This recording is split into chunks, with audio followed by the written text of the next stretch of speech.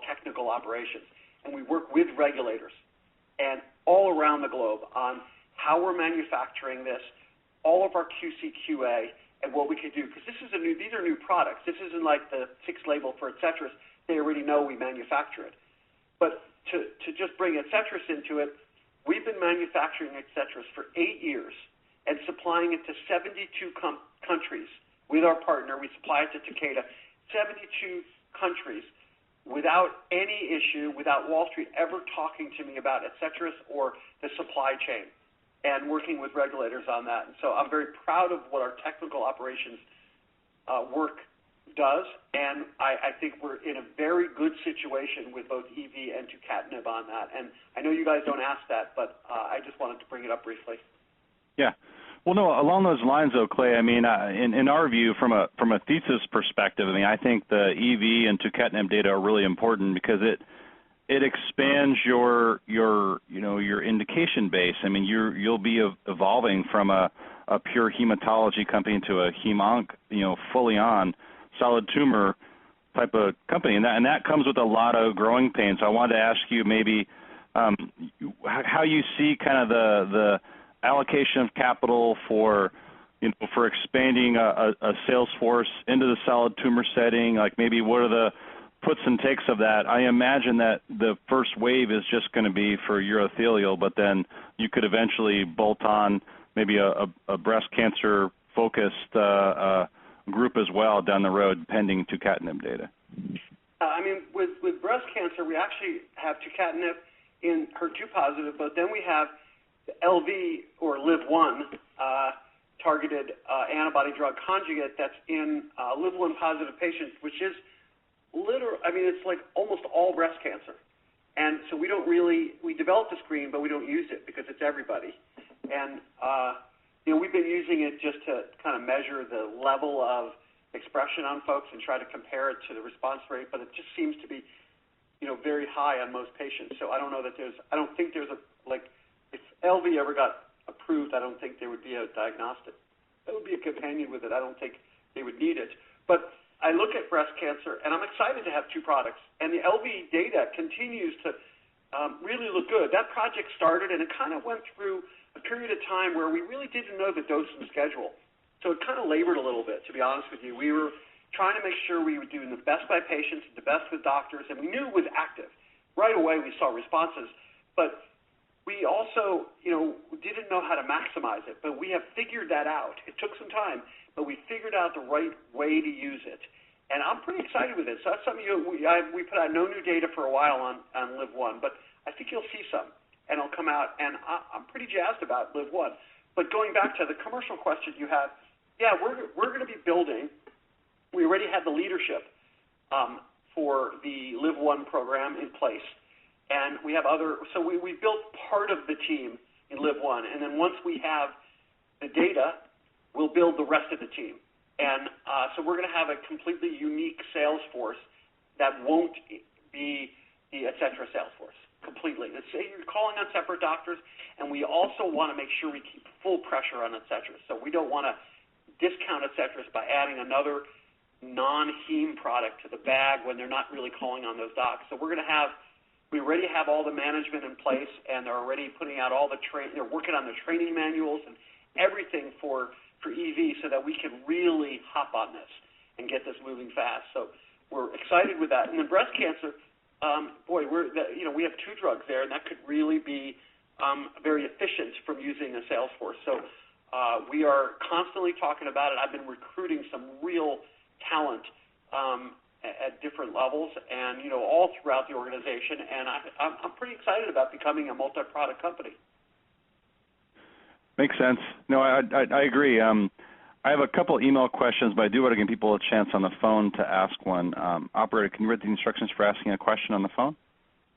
Certainly. As a reminder, in order to ask an audio question, please press star 1 on your telephone keypad. Again, that is star 1. So while we're waiting, Clay, I mean, one of the questions we get a lot is just in terms of, the capacity, right? So how many pipeline assets is enough, and when do you feel like you'll be more P&L focused, meaning like profitability and things of that nature that are, more emblematic of a more mature company. Not to say that, you're going to dial back some of the indications, but I want to kind of get your priority list in terms of bottom line versus expanding continue to expand the portfolio. I think it's a very fair question, so thank you for that. People ask me, first of all, they go, something about what's success, and I said success for Seattle Genetics is in our future when we are a multi-product company with global reach and we're profitable. So it's part of what we aspire to be. So please don't think because we're not profitable today that's not a major goal of ours. Second of all, we want to be profitable, but we want to be strongly profitable. And right now, with our Etcetera sales, we could skinny down the whole company and be profitable by a few nickels, but that's not how to build the next important biotech company. I've watched Celgene from a little company build up. I watched, a lot of companies, Regeneron, build up. I watched Gilead. I remember Gilead being, a tiny little company working on triple-stranded DNA, and with a $1 billion market cap. So you look at what these companies did and how they became, really successful companies. And I look at Seattle Genetics, and we're not a startup company. I call us an emerging company. And we're not yet a successful company. And we aspire to be an emerging, important company with multiple products that really help patients. And so to get profitable is something that I think is going to happen, within not that long a time period, just because as our revenues grow, we do spend money on our pipeline appropriately. And I don't want to just call it a burn rate. I call it an investment rate, what we do. But there will come a time that our revenues outstrip, the amount of investment we will make in the pipeline, and we'll become profitable, and that will continue to grow. And on that vein, I do want to say we now have multiple different companies that are technology partners of ours that are really putting drugs into, approval pathway. Genentech has polatuzumab vedotin, and I don't think there's any other name for it yet. It's a CD79B drug for B-cell lymphoma. And that drug is now submitted and filed by regulators. And Genentech Roche says that it'll be approved later this year, is what they've said publicly. That will start bringing in more milestones, but importantly, royalties. And the royalties will come on that. And that could be a very big drug. And in fact, they have a frontline trial ongoing in B-cell lymphoma because there's, since 1999, R-CHOP has been frontline. And their study is looking at R-CHP. They've dropped out Oncovan, so R-CHP with polatuzumab. And, if that became the new standard in frontline, that could be a very big multi-billion-dollar product. And, it would also be really good for us because as we are growing and getting toward profitability, anything that goes right to our bottom line is really nice. And on that front also, GSK has a drug that they claim that they've said that they're going to be submitting this year for approval, and it's for multiple myeloma. Their data is spectacular. And I've heard Hal Barron talk about this and talk about all the work they're doing. And they have frontline trials going on. So their first approval is going to be in relapse, but they have frontline trials to try to redefine frontline therapy in multiple myeloma with a regimen that includes their antibody-drug conjugate. And then AbbVie has a phase 3 in brain tumors with our technology, and they claim that data will be coming out sometime soon. So I haven't seen those data yet. The Genentech Roche and the GSK data are spectacular. The AbbVie data is still going to come out, but that's in phase 3, and their earlier data, from earlier studies, was very, very strong. And so I see additions to our revenue stream that we're not paying a nickel for coming in with some of these deals we did a number of years ago that are now coming to fruition.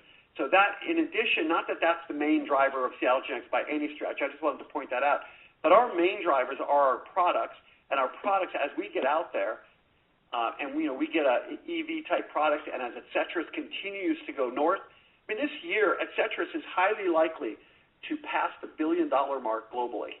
I think that is a low-hanging fruit to do that this year, based on our sales and Takeda sales around the globe. So Etcetras is becoming a substantive market and building a substantive market, I should say. And I think Etcetras will probably get, at some point in its life, get closer to $2 billion in sales.